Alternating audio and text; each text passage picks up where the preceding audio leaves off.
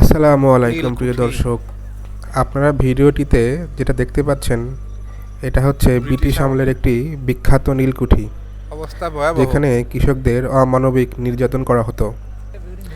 এটা মূলত 1810 সাল থেকে 1858 সাল পর্যন্ত ব্রিটিশরা নীল চাষ করার জন্য এখানে কৃষকদের ধরে নিয়ে আসতেন এবং যারা নীল চাষ করতে চাইতো না তাদেরকে কঠিনভাবে নির্যাতন করতেন। যদিও আজ ধ্বংসস্তূপ, পাশে রয়েছে বিখ্যাত সেই কপোতাক্ষ নদ। এটি মূলত 12 একর জায়গার উপর প্রতিষ্ঠিত দ্বিতল ভবন এবং এখানে প্রায় 12টি কক্ষ আছে। যদিও এখন বর্তমানে জরাজীর্ণ অবস্থার কারণে একদম ভেঙে চুরে গেছে, বন জঙ্গলে একদম ভরপুর, হয়তো সাপ পোকামাকড় থাকতে পারে। তারপর আমরা ভিতরে গেলাম, ভিতরে তো ভালোই দেখা যদিও যাচ্ছে। ভিতরে দেখা যাচ্ছে চুন সুরকি দিয়ে এখনো আগের মতো অবস্থায় আছে। দেখতে পাচ্ছেন দ্বিতল ছাদ, আগেকার দিনের, অসাধারণ। যদিও এর ইতিহাসটা ভয়ঙ্কর, কারণ এখানে আসলে ভালোই লাগে। বাংলার কৃষকদের ধরে নিয়ে এসে নির্যাতন করা হতো। তখনকার সময় মানে ব্রিটিশ আমলে যদি কোনো বাংলার কৃষক নীল চাষ করতে চাইতো না তাদেরকে এখানে ধরে নিয়ে আসা হতো এবং এখানে অমানবিক নির্যাতন করতো, তাদেরকে দিয়ে বাধ্য করাতো নীল চাষ করাতে। কিন্তু জায়গাটা কিন্তু অনেক বড়। যদিও পরবর্তীতে 1868 সালে নীল বিদ্রোহ শুরু হলে এখানেও সেই ব্রিটিশরা নীল কুঠিটি ফেলে রেখে চলে যায় এবং নীল উৎপাদন করা বন্ধ হয়ে যায়। এই কুঠির নিচতলা যেটা দেখতে পাচ্ছেন, এখানে খাজনা আদায় করা হতো, বিভিন্ন রকমের বিশ্রামাগার, গোসলখানা সব কিছুই এখানে ছিল। বর্তমান সময়ে এগুলোর কিছুই আর অবশিষ্ট নেই, ভেঙে চুরে একাকার হয়ে গেছে।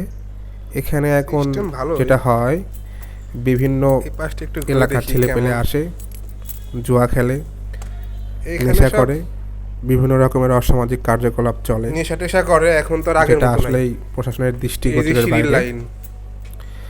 আসলে নীল চাষের কথা বলতে গেলে এখানে বলার কিছু নেই। দেখতে পাচ্ছেন দর্শক, সিঁড়িটার আগের মতো নেই, ভেঙে একদম খানখান হয়ে গেছে। তবে দোতলার ফাউন্ডেশনটা এখনো মোটামুটি টিকে আছে, যদিও লোহার, তবে ভালোই লাগছে দেখতে। আপনারা চাইলে যে কেউ এখানে আসতে পারেন। এটা খালিশপুরের মহেশপুর। কি সুন্দর। এই পাশে আবার লোহার পাত দেওয়া দেখতে পাচ্ছেন দর্শক, ভেঙে চুরে একদম একাকার। ভিতরে কোনো লোকজন নেই, একদম ফাঁকা। এখানে মনে হয় কেউ ঘুরতেও আসে না। আসলে জায়গাটা ভালো জায়গা, আর যারা আসে তারা মূলত হচ্ছে সরকার যদি একটু দেখে তাহলে আরো ভালো হবে। নেশা পানি করার জন্য, জুয়া খেলার জন্য, যেটা দেখেই বোঝা যাচ্ছে। আসলে ঘুরতে ঘুরতে অনেক কিছুই দেখলাম। আগোছালো একদম হয়ে গেছে, কোনো জানালা দরজা নেই, সব কপাট খুলে নিয়ে যাওয়া হয়েছে। শুধু এখন ধ্বংসস্তূপটুকুই পড়ে আছে। ওটাও হয়তো বেশি দিন থাকবে না, এটাও পড়ে যাবে।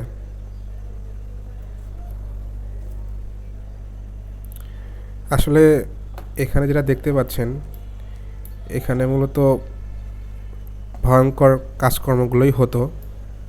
এই নীল কুঠিটা এখনও যদি বাঁচিয়ে রাখা যায় বাংলার প্রতীক হিসেবে, কারণ ব্রিটিশরা আমাদের উপর যে নির্যাতন করেছে সেটার স্মৃতি স্মারক হিসেবে এটা সংস্কার করে রাখা যায়, যে বাংলার মানুষজন দেখুক, বুঝুক যে ব্রিটিশরা কতটা নির্মম হৃদয়ের ছিল, তারা বাংলার মানুষদেরকে কিভাবে নির্যাতন করত। সেটার একটা স্মৃতিস্তম্ভ বা স্মারক হিসেবে এটা রেখা যেতে পারে, আমার ব্যক্তিগত মতামত। প্রায় 12 একর জায়গার উপর প্রতিষ্ঠিত, যদিও দোতলা, কিন্তু দোতলায় ওরকম কিছু নেই। দোতলায় আমরা কেউ উঠতে পারিনি, কারণ সিঁড়িটা ভাঙা ছিল। আর আশেপাশে দেখতে পাচ্ছেন দোতলার একটি অংশ, পিছনে কিছু ঝোপঝাড় জঙ্গল, আম গাছ, কাঁঠাল গাছ এগুলো আছে, আর পাশেই কপোতাক্ষ নদ দর্শক দেখতে পাচ্ছেন। আশা করি আপনাদের ভিডিওটা ভালো লেগেছে। সাবস্ক্রাইব করে পাশে থাকবেন।